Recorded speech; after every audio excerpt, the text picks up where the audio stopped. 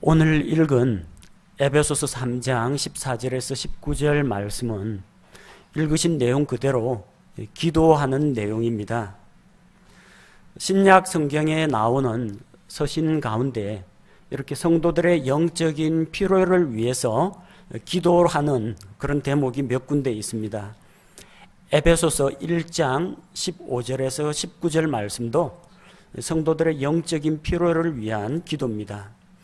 빌립보서 1장 9절에서 11절 역시 빌립보 교회 성도들을 위한 사도 바울의 기도 내용입니다. 골로새서 1장 9절에서 12절까지 역시 성도들의 영적인 성장과 또 그들의 필요를 위한 사도 바울의 기도입니다. 아주 성경적인 기도 내용입니다. 우리가 이 기도 내용을 통해서 나를 위해서 또 다른 형제 자매들을 위해서 어떠한 내용으로 기도할 것인지 배울 점을 찾을 수가 있습니다. 그 가운데 오늘 읽은 에베소서 3장 말씀은 특별히 성도들의 영적인 충만을 위한 기도입니다. 우리가 어떻게 영적으로 채워집니까? 어떻게 충만하게 됩니까? 우리 속에서 뭔가가 솟구쳐 오르는 것이 아닙니다. 위로부터 하나님께서 채워주실 때에 우리가 충만하게 됩니다. 그리스도인의 영적인 성장은 예수 그리스도의 장성한 분량에 이르기까지 자라나가는 것입니다. 그러기 위해서는 예수 그리스도 안에 있는 모든 좋은 것들로 우리 안을 채울 필요가 있습니다. 우리의 겉사람, 우리의 몸은 키가 자라고 몸무게가 자라지만 우리의 속사람은 우리 안에 하나님의 것으로 가득 채워질 때 우리가 하나님의 형상을 닮은 사람, 예수 그리스도의 성품과 인격을 닮은 사람, 성령의 열매를 맺는 사람으로 변화되는 것이 영적인 성장입니다. 어떻게 하면 하나님의 모든 충만하신 것으로 우리 안을 채울 수가 있습니까? 그 방법은 성경에 제시된 바와 같습니다. 우리가 읽은 19절 말씀을 보니까 지식을 뛰어넘는 그리스도의 사랑을 알아 하나님의 모든 충만하심으로 충만하게 되기를 구한다고 했습니다. 하나님의 모든 것으로 우리가 채워지기 위해서는 바로 지식을 뛰어넘는 그리스도의 사랑을 알아야 됩니다. 특별히 그 앞쪽에 나온 18절 말씀처럼 모든 성도들과 함께 그 사랑의 너비와 길이와 깊이와 높이가 어떠함을 깨달아 알고 지식도 포함이 됩니다. 그런데 그 깨달아 아는 지식에서 그치면 안 된다는 겁니다. 지식을 뛰어넘는 사랑을 우리가 알아서 하나님의 모든 충만하심으로 채워지는 것이 필요합니다. 이 말씀을 통해서 지식을 뛰어넘는 우리 주 예수 그리스도의 사랑을 배우고자 합니다. 그를 통해서 우리가 영적으로 성장하고 하나님의 충만하심으로 우리 모든 성도들이 함께 채워지기를 원합니다. 이 말씀은 성도들의 영적인 필요를 위한 기도라고 했습니다. 바울은 왜 이런 기도를 하게 되었을까요? 14절에 자기가 기도하는 이유가 나옵니다. 이런 까닭에 내가 무릎을 꿇고 빈다고 했습니다. 기도를 하는 이유가 있다는 겁니다. 이런 까닭에 내가 무릎을 꿇고 빈다고 했습니다. 어떤 까닭이에요? 에베소서 3장 1절에서 13절에 나오는 내용을 전제로 깔고 있다는 이야기입니다. 에베소서 3장의 내용이 무엇입니까? 하나님께서 자신의 은혜의 경륜에 따라서 대언자들을 통해서 그리스도의 신비를 계시하셨다는 겁니다. 하나님께서 사람의 몸으로 오실 것이다. 오신 그분께서는 사람들의 죄를 대신하여 십자가에서 대신 죽으시고 부활하실 것이다. 그래서 사람들의 죄 문제를 해결해 주시고 사람들을 하나님께로 인도하신다. 그래서 하나님의 영광을 나타낸다는 겁니다. 바울은 이방인들을 위한 복음의 사역자가 되어서 바로 이 예수 그리스도를 선포하는 그런 직무를 맡게 되었습니다. 그렇게 해서 이는 사람들로 하여금 그리스도의 신비에 참여하게 하고 또한 이 교회를 통해서 하늘에 있는 영적 존재들에게 하나님의 지혜를 드러내기 위한 것입니다. 이 성경 전체의 주제는 하나님의 영광이라는 주제로 귀결됩니다. 언약주의 신학에서는 성경 전체의 주제를 구원이라고 이야기합니다만 구원은 한 부분입니다. 하나님께서 세상을 창조하신 것도 그분의 영광을 위하여, 사람을 만드신 것도 그분의 영광을 위하여, 죄에 빠진 사람들을 구원하시는 것도 그분의 영광을 위하여, 사탄과 반역하는 무리들과 죄인들을 심판하시는 것도 그분의 영광을 위하여, 영원하신 왕국을 세우는 것도 모두가 그분의 영광을 위한 것입니다. 구원은 그 가운데 한 부분입니다. 하나님께서는 예수 그리스도의 신비를 구약 성경을 통해서 대언자들을 통해 이미 계시해 주셨습니다. 그리고 그분의 선하신 계획과 경륜을 따라서 점진적으로 그분의 뜻을 이루어 나가십니다. 약속대로 메시아 예수 그리스도께서 오셨고 그 예수 그리스도를 통해서 사람들을 구원하기를 기뻐하셨습니다. 그래서 그분을 믿는 자들, 예수 그리스도의 몸 가운데 들어온 그 성도들을 통해서 그들이 그리스도의 신비에 참여하게 만드는 것입니다. 또한 바로 이렇게 예수 그리스도의 신부인 교회를 통해서 하나님의 지혜와 하나님의 권능과 하나님의 사랑과 공의를 모든 피조세계, 모든 피조물들 앞에서 드러내기 위한 것입니다. 하늘에 있는 영적 존재들에게 하나님의 지혜를 가르치는 것입니다. 하나님께서 사람을 창조하셨는데 하나님을 대적하는 마귀 루시퍼가 사람들로 하여금 마음에 의심을 품게 하고 말씀을 의심하게 하고 하나님께서 금하신 나무의 열매를 따먹게 합니다. 그렇게 해서 사람들이 하나님과의 교제 관계가 끊어진 죄인들이 되었습니다. 그러나 하나님의 창조와 하나님께서 사람을 다루시는 그 계획은 거기서 끝나지 않았다는 겁니다. 루시퍼가 제 아무리 발악을 하고 마귀가 옆에서 소동을 피울지라도 하나님의 뜻과 경륜은 계속 진행되어 가고 그게 바로 교회를 통해서 나타났다는 겁니다. 예수 그리스도를 통해서 죄의 종이 된 자들을 구원하시고 마귀의 사슬에서 벗어나서 하나님의 아들들이 되는 그런 권능을 주심으로 말미암아 하나님의 놀라운 구원의 지혜와 하나님의 섭리와 하나님께서 세상을 이끌어 가시는 그 과정이 모든 창조 세계에 드러나게 되었다는 겁니다. 그리고 사도 바울 자신은 바로 이러한 하나님의 경륜을 따라서 사도가 되어서 말씀을 선포하고 성도들을 그리스도 안에서 든든하게 세우는 그 역할을 맡고 있는 겁니다.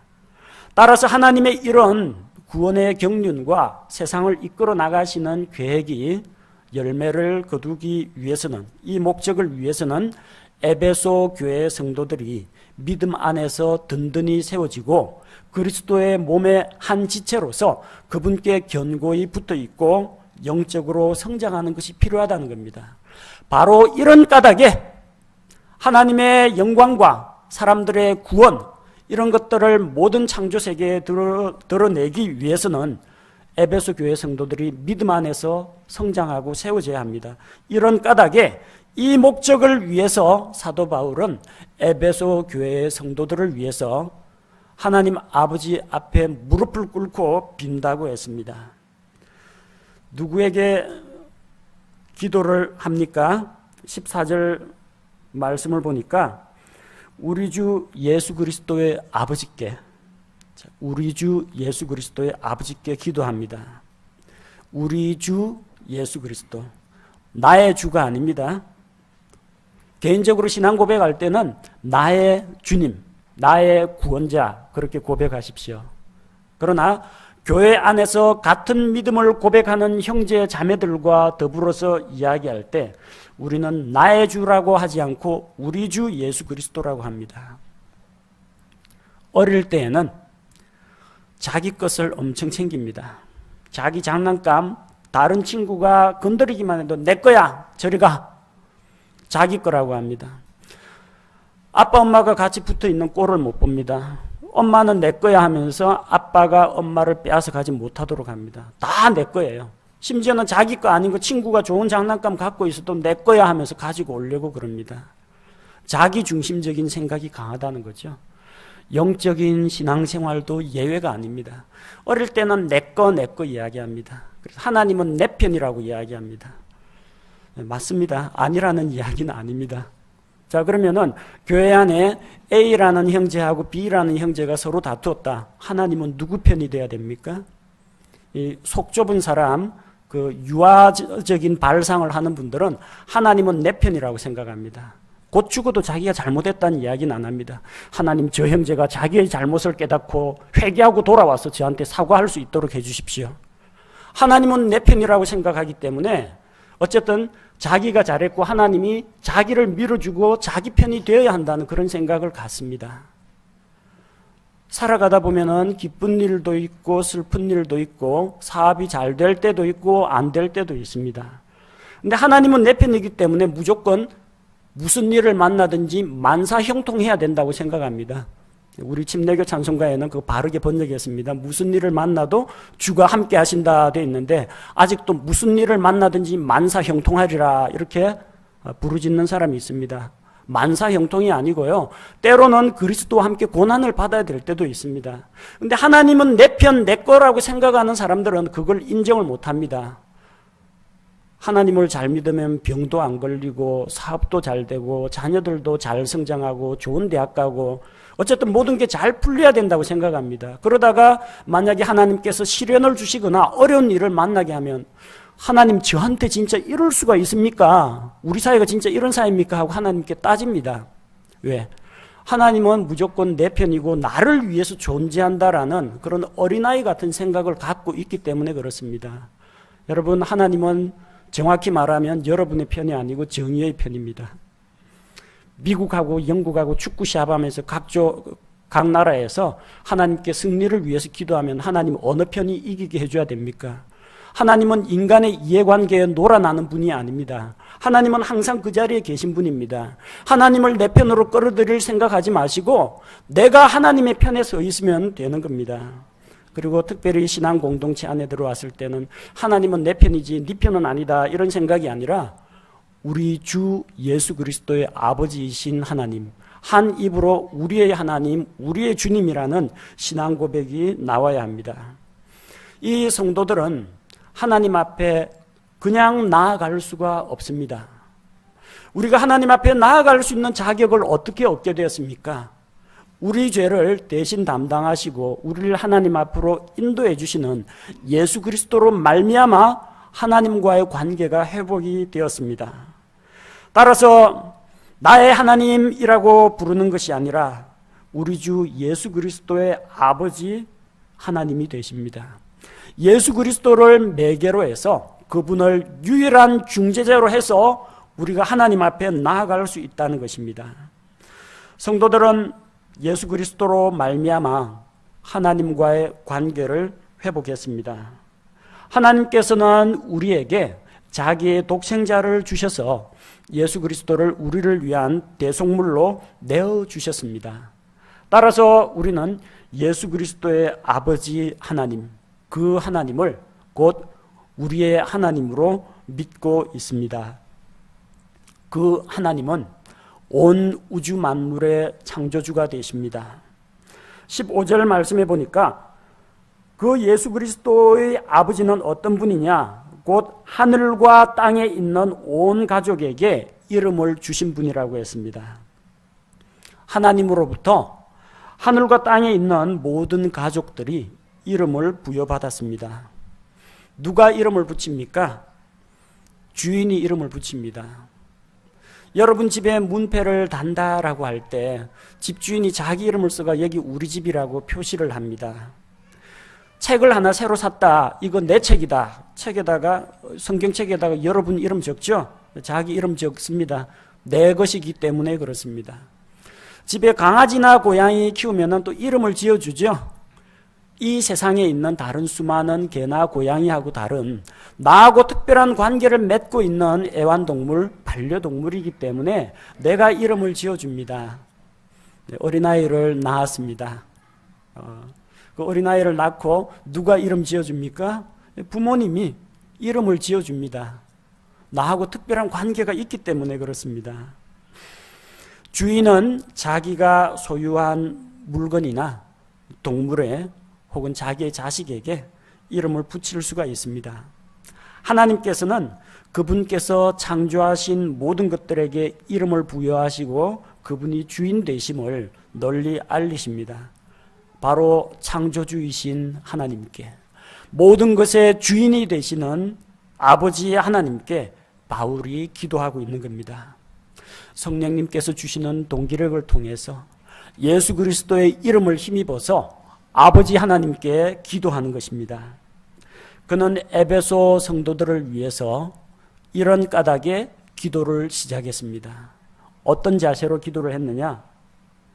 본문 15절 말씀해 보니까 무릎을 꿇고 비노니, 무릎을 꿇었다는 것은 겸손한 태도와 자세를 말합니다. 그렇다고 해서 여러분 자리에서 내려와서 무릎 꿇으라는 이야기 아닙니다. 제 아무리 형식이 갖추어지더라도 그 마음 중심에 태도가 올바르지 못하면 아무 소용이 없습니다. 백날 마룻바닥에 무릎을 꿇고 있어도 그의 마음이 하나님께 무릎을 꿇지 않고 하나님의 말씀에 순종하지 않으면 아무 의미가 없는 겁니다. 그냥 종교적인 의식에 불과합니다.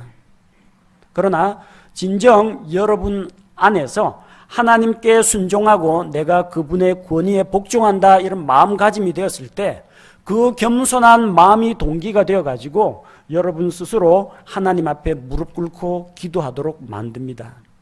여러분 마음속에 정말 하나님께 겸손히 순종하는 그 마음이 갖춰져 있으면은 무릎을 꿇거나 꿇지 않거나 그 자체는 크게 문제가 되지 않습니다. 중요한 것은 하나님 앞에 나아가는 바로 여러분의 마음이라는 겁니다. 그리고 마음이 갖춰진 다음에 그때는 여러분이 겸손하게 무릎을 꿇으시기 바랍니다. 경건하고 단정한 자세 자체가 여러분의 태도를 변화시키진 못합니다. 그러나 올바른 태도와 마음가짐이 있을 때는 그렇게 겸손하게 낮아지고 엎드리고 무릎 꿇는 그런 자세가 여러분이 겸손하게 하나님 앞에 나아가는데 도움을 줄 수가 있습니다. 사도 바울은 자기 자신을 내려놓았습니다. 전적으로 이것이 내가 복음을 전한 교회가 잘 되기를 바란다 이런 생각이 아니라 전적으로 이 사람들은 하나님께서 이름을 주셨고 예수 그리스도를 통해서 구원받은 하나님의 소유된 백성이라는 것을 고백하고 아무런 개인적인 사심이나 욕심 없이 자기를 내려놓고 이 성도들을 성장시켜 주옵소서, 자기를 내려놓고 무릎 꿇고 기도하는 것을 볼 수가 있습니다. 어떤 내용으로 기도합니까? 16절 말씀을 보니까 그분께서 자신의 영광의 풍성함에 따라 자신의 영을 통해 속사람이 능력으로 강건하게 됨을 너희에게 허락하시며, 성도들의 속사람이 능력으로 강건해지도록 기도했습니다. 여러분 특별히 우리 성도들을 위해서 기도할 때, 여러분 자기 가족들을 위해서 기도할 때 이런 내용으로 기도하십시오. 속사람이 능력으로 강건하게 되도록 하옵소서. 사람에게는 겉사람이 있고 속사람이 있습니다. 우리 겉사람은 우리의 육신을 말합니다. 그런데 이 겉사람은, 우리의 육신은 점점 나이가 들고 시간이 흐름에 따라서 늙고 병들고 쇠하게 됩니다. 고린도후서 4장 16절 말씀을 보니까 이런 까닭에 우리가 낙심하지 아니하노니 우리의 겉사람은 썩어 없어져도 속사람은 날마다 새로워지는도다. 나이 드신 분들은 실감하실 겁니다. 나이가 들면요, 피부에 노화가 옵니다. 쭈글쭈글하게 주름도 잡히고요. 그 다음에 몸의 기력이 떨어집니다. 그리고 허리도 아프고 눈도 제가 침침해져가지고 노안이 찾아왔습니다. 노안이 찾아와가지고 지금 안경도 새로 바꿨습니다. 이제 몸 여기저기가 삐걱대기 시작합니다. 어릴 때에는 어른이 된다는 것이 성장을 의미했는데 지금은 시간이 지나고 나이가 들어갈수록 몸 여기저기가 쇠하고 낡고 병들어 가고 있습니다. 하나님께서 생명을 주시고 건강을 주시는 동안에는 이 몸 관리 잘 하면서 주님을 위해서 이제 써야겠지만 우리의 육신이 점점 낡고 쇠하고 썩어가는 것은 사실입니다. 이게 바로 우리 겉사람입니다. 그러나 우리의 육신이 이렇게 늙고 병들고 시들어 간다고 할지라도 우리의 속사람은 날마다 새로워지는도다. 이게 우리에게 크게 위로가 됩니다. 그리스도 안에서 새로운 창조물이 된 우리의 속사람은 날로 성장하고 날로 건강한 모습으로 변해갑니다. 어떻게 그렇게 우리가 변할 수가 있습니까? 우리의 겉사람은 좋은 음식을 먹고 운동을 해서 이 몸을, 겉사람을 강건하게 만들 수가 있습니다. 그러나 우리의 속사람은 우리 자신의 능력과 우리 자신의 노력으로는 강하게 만들 수가 없습니다. 오로지 이것은 그분의 영광의 풍성함에 따라서 이루어지는 것입니다. 본문에 자신의 영광의 풍성함에 따라서 속사람을 능력으로 강건하게 하신다고 했습니다. 그렇게 우리의 속사람이 강건해지려면 하나님의 영광의 풍성함을 맛보아야 한다는 것입니다. 하나님의 풍성한 영광을 우리가 보고 누림으로 말미암아 변화될 수가 있습니다. 고린도후서 3장 18절 말씀을 보면 그러나 우리는 다 가리지 않은 얼굴로 거울을 보는 것 같이 주의 영광을 바라보며 같은 형상으로 변화되어 영광에서 영광에 이르렀나니 이것은 곧 주의 영으로 말미암은 것이니라. 우리는 주의 영광을 바라보며 그분과 같은 형상으로 변화된다고 했습니다. 하나님의 것으로 채워지는 것, 하나님의 충만함으로 채워지는 것, 우리가 그리스도의 장성한 분량에 이르기까지 성장하는 것, 그분을 닮은 모습으로 변화되어 가는 것, 이것은 주의 영광을 바라볼 때 그렇게 변화된다고 했습니다. 날마다 말씀을 통해서 하나님을 가까이 하십시오. 하나님께서는 말씀을 통해서 나에게 말씀하시고 나는 기도를 통해서 하나님께 내 생각을 올려드리고 말씀과 기도 가운데에서 하나님과 교제하는 가운데 하나님의 영광을 바라보면 그분과 같은 형상으로 변화가 됩니다. 우리를 변화시키는 것은 우리 자신의 능력이 아닙니다. 하나님의 영광의 풍성함을 맛볼 때에 우리가 그러한 모습으로 변화될 수 있다는 것입니다. 이것은 우리 안에 내주하시는 성령님, 도우시는 주의 영, 성령님으로 말미암아 이루어집니다. 본문 16절 말씀에 나오는 것처럼 자신의 영을 통해 하나님의 성령을 통해서 그렇게 된다고 했습니다. 조금 전에 읽은 고린도후서 3장 18절도 영광에서 영광에 이르렀나니 이것은 곧 주의 영으로 말미암은 것이니라. 우리 안에 있는 성령님께서 우리와 같이 일을 하고 계십니다. 그분은 우리 안에서 일하시고 우리는 밖에서 일합니다. 우리 안에 좋은 동기력을 주시고 하나님께서 원하시는 것을 우리가 원할 수 있도록 하시고 우리가 어떤 일을 행할 때 주의 일을 행할 때 그것을 행할 능력을 주시는 성령님께서 우리와 함께 계십니다. 우리가 그분께 순종하여 밖으로 일을 하여 우리의 구원받은 삶을 드러낼 때 안에서 일하시는 하나님, 밖에서 일하는 우리의 순종이 합쳐질 때 영적인 성장과 변화가 찾아온다는 것입니다. 바로 사도 바울은 주의 영을 통해서 성령님의 능력을 통해서 우리가 하나님의 영광을 바라봄에 따라서 그분과 닮은 모습으로 변화되기를 기도하고 있는 것입니다. 다음 17절 말씀을 보니까 믿음을 통해 그리스도께서 너희 마음속에 거하게 하시고 또 너희가 사랑 안에서 뿌리를 내리고 털을 잡아가라고 했습니다. 믿음과 사랑이 우리의 속 사람을 강건하게 변화시키는 기초가 됩니다. 먼저 믿음을 통해서 예수 그리스도께서 우리 마음속에 거하게 하셔야 됩니다. 예수 그리스도를 구세주로 믿고 영접함으로 말미암아 그리스도께서 우리 마음에 거하게 됩니다. 누구든지 주의 음성을 듣고 그분을 향해서 마음문을 열 때 그분께서 우리 안에 들어오십니다. 들어오셔서 우리와 함께 교제 나누며 서로 만찬을 먹고 같이 대화를 하며 주님과 교제하는 삶이 시작이 됩니다. 그리스도께서 우리 마음속에 거하게 하시려면 예수 그리스도를 구세주로 믿고 영접해야 합니다. 또한 예수 그리스도께서 우리 안에 거하게 하시도록 하기 위해서 매일의 삶 가운데 주님께 자기 자신을 믿고 내어 맡겨야 합니다. 마음 한구석에 주님을 처박아 둘 것이 아니라 우리 마음의 중심에 예수 그리스도를 모시고 그분이 주인이 되시고 내가 그분의 종이 될 때 내 생활이 균형이 잡히고 안정이 되며 그분께서 나의 삶을 자신의 기뻐하시는 뜻대로 이끌어 나갈 수가 있다는 것입니다. 그래서 무엇보다도 믿음을 통해서 그리스도께서 우리 안에 거하게 하시고 우리 마음 중심에 거하도록 우리가 우리 마음의 왕좌를 주님께 내어드려야 합니다. 또한 이것과 함께 같이 가야 할 것이 있습니다. 사랑 안에 뿌리를 내리고 털을 잡아가야 합니다.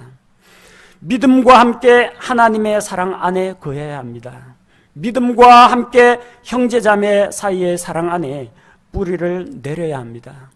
믿음 따로 사랑 따로 되면 안 됩니다. 믿음이라고 해서 자기 독불장군으로 나가서도 안 되고요. 사랑 없는 믿음이 되어서도 안 되고 믿음은 없이 그냥 사랑 타령만 해서도 안 됩니다. 두 가지는 함께 같이 가야 됩니다. 그래서 믿음이 먼저이고 그 믿음을 중심으로 해서 하나님의 사랑을 알고 성도들에 대한 사랑을 나타내 보임으로써 성도의 교제를 통해서 굳건하게 자리를 잡아가는 것이 필요합니다.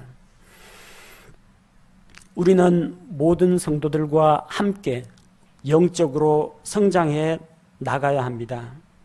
18절 말씀을 보니까 모든 성도들과 함께라고 했습니다. 혼자가 아닙니다. 하나님의 말씀만 있으면 되지 않느냐. 교회 안 나오는 사람들 많이 있습니다. 교회 가니까 목사 얼굴 보기 싫다. 목사님 말씀은 괜찮은데 꼴 보기 싫은 성도가 있어서 안 나간다. 갔더니 여러 가지 종교적인 행위와 규칙들을 설명해주고 또 다른 마음의 부담과 짐을 지어주니까 그냥 혼자서 신앙생활 하겠다. 교회에 안 나가는 사람들이 많이 있습니다. 그래서 그런 분들은 인터넷 동영상이나 교회 홈페이지나 혹은 텔레비전 기독교 방송을 틀어놓고 그렇게 해서 예배드리는 그런 분도 있습니다. 물론 아직까지 단일 교회를 확정하지 못했거나 아니면 몸이 아파가지고 병석에 누워있을 때 그럴 땐 얼마든지 그런 걸 통해서 말씀을 접할 수가 있습니다. 그러나 이제 믿고 구원받았으면 그리스도인의 교제 가운데로 하나의 자기가 같이 몸담고 섬길 수 있는 지역교회를 선정해서 같이 신앙생활하는 것이 필요합니다. 우리는 혼자서 신앙생활하는 것이 아닙니다. 본문 말씀이 모든 성도들과 함께 깨닫고 알고 충만하게 되라고 했습니다. 모든 성도들과 함께 혼자서 신앙생활하지 마시고 함께 교제 가운데 들어오는 것이 필요합니다. 하나님의 모든 충만하심으로 충만하게 되기를 기도하고 있습니다. 하나님의 모든 충만하심이라고 했는데 하나님 안에 뭐가 충만합니까? 그분의 신성과 그분의 거룩하고 선한 성품들이 충만합니다. 바로 그것들로 우리 안에 채워지고 우리가 충만해져야 합니다. 우리가 하나님의 형상을 닮은 사람으로 창조가 되었고 이제 예수 그리스도를 통해서 하나님께서 입혀주시는 새 사람을 입었습니다. 그리스도 안에서 새로운 창조물이 되었습니다. 자, 그렇다면 우리는 그리스도를 닮은 사람, 그리스도의 장성한 분량이 충만한 데 이르기까지 성장해 가는 과정이 필요합니다. 하나님께서 우리를 단순히 죄에서 구원받고 그걸로 끝이라고 말씀하지 않으셨습니다. 그게 만약 끝이라면은 예수님 믿고 구원받는 즉시 하늘나라로 데려가셔야 됩니다. 그러나 요한복음 17장에 나오는 예수님의 기도에서도 볼 수 있듯이 내가 비옵는 것은 죄를 세상에서 데려가시기를 위함이 아니라고 했습니다. 뭐라고 했습니까? 세상에 있으면서 그들이 보호받기를 원한다고 했습니다. 죄와 유혹과 싸워서 이기며 영적으로 승리하며 또 다른 사람들에게 복음을 전하며 하나님의 성품을 닮은 자로 성장하고 연단받아가는 그런 과정이 필요하다는 겁니다. 출생이 끝이 아니고 성장 과정이 남아있다는 것입니다. 따라서 우리는 구원받은 걸로 끝나면 안 되고 하나님의 모든 충만하신 것으로 우리 안을 채울 수 있도록 영적으로 성장해 가야 합니다. 그렇게 되기 위해서는 지식을 뛰어넘는 그리스도의 사랑을 알아가야 합니다. 그래서 지식을 뛰어넘는 그리스도의 사랑을 알아 하나님의 모든 충만하심으로 충만하게 되기를 구한다. 이런 기도를 하고 있습니다. 그 지식을 뛰어넘는 그리스도의 사랑은 어떤 사랑입니까? 18절에 그 사랑의 너비와 길이와 깊이와 높이가 어떠함을 능히 깨달아 알아가야 한다고 했습니다. 이것은 지식으로만 끝날 문제가 아닙니다. 성경 공부로만 될 문제가 아닙니다. 하나님과 교제하는 가운데에서 이런 그리스도의 사랑을 더 깊이 알고 깨달아갈 때 우리에게 변화가 찾아온다는 것입니다. 그리스도의 사랑의 너비를 깨달아 알아가시기 바랍니다. 바울은 에베소 교회 성도들이 예수 그리스도의 사랑 안에 뿌리를 내리며 그 사랑의 너비를 깨달아 지식을 뛰어넘는 그리스도의 사랑을 알게 되기를 기도했습니다.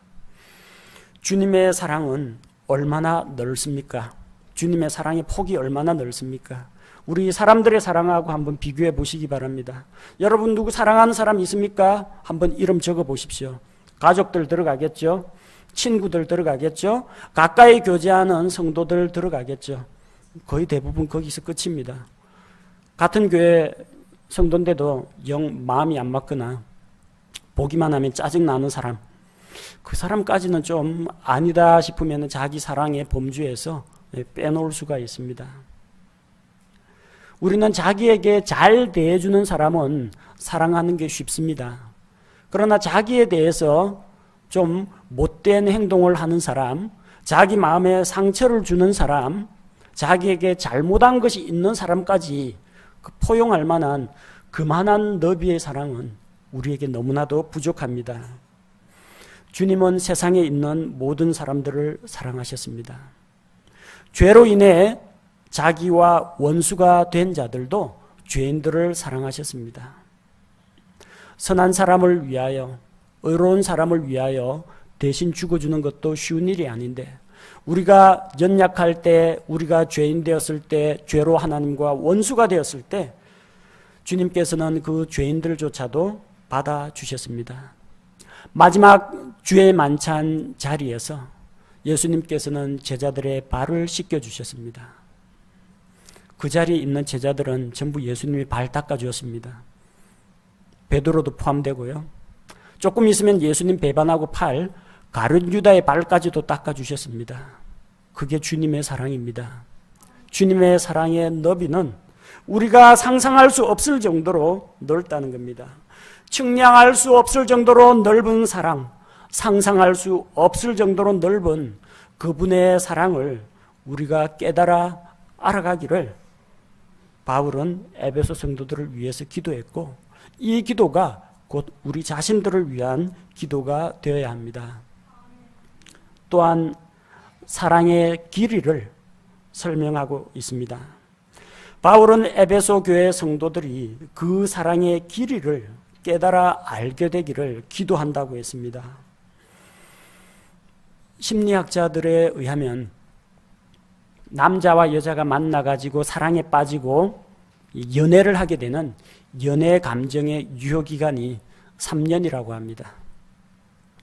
한 3년 지나면은 이 만나면 얼굴이 빨갛게 달아오르고 가슴이 콩닥콩닥 뛰기 시작하고 내일은 만나는 날 해가 가슴이 설레는 그런 짜릿한 감정은 점점 사라진다고 합니다. 나중에는 그냥 뭐 익숙해져 가지고 편안한 상대, 나중에는 결혼하고 나면은 사랑도 사랑이지만 사랑과 함께 같이 가야 하는 그런 책임, 이런 것 때문에 서로 사랑한다 하지만 그렇게까지 가슴이 설레진 않는다고 합니다. 자, 사람의 감정으로 느끼는 그런 사랑의 길이는 그다지 길지가 않습니다. 사랑한다 사랑한다 하지만 뭐 영원토록 사랑한다 맹세하는 연인들도 많습니다. 하지만 그 사랑은 영원하지가 못합니다.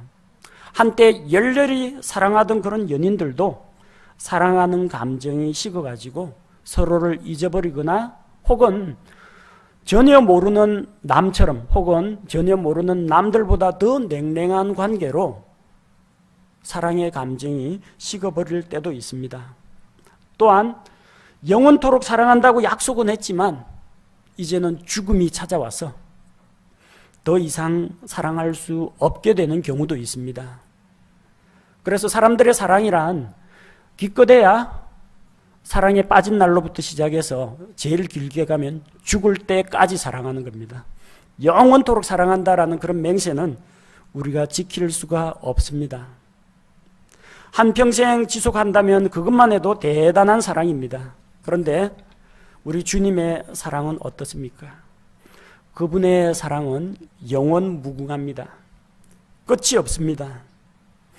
예레미야 31장 3절 말씀을 보니까 옛적에 주께서 내게 나타나사 이르시되 참으로 내가 영존하는 사랑으로 너를 사랑하였기에 인자함으로 너를 이끌었노라 하셨도다. 하나님께서 영존하는 사랑으로 사랑하신다고 했습니다. 그분은 영원히 계시는 분입니다. 따라서 영존하도록 사랑하는 것도 하나님에게는 가능한 이야기입니다. 요한복음 13장 1절 말씀에 이제 유월절 전에 예수님께서 자기 때가 이르러 자기가 이 세상을 떠나 아버지께로 가야 할 줄 아시고 세상에 있던 자기 사람들을 사랑하시되 끝까지 사랑하시니라. 끝까지 사랑하시니라. 여러분 끝까지 사랑할 수 있겠습니까? 여러분 친한 친구 끝까지 갈 수 있겠습니까? 지금 사귀고 있는 연인 끝까지 갈 수 있습니까? 지금 여러분 곁에 있는 배우자 끝까지 사랑할 수 있습니까? 단순히 기간만을 이야기하는 게 아닙니다. 내가 늙어 죽을 때까지 당신하고 이혼 안 하겠다 그런 이야기가 아닙니다. 끝까지 어떠한 상황이 닥치더라도 남편이나 아내가 자기한테 서운하게 대할지라도 때로는 남편이나 아내가 자기를 실망하게 만들거나 혹은 자기에게 죄를 짓거나 그럴지라도 끝까지 사랑할 수 있겠느냐는 겁니다. 주님은 그 사랑을 보여주셨습니다.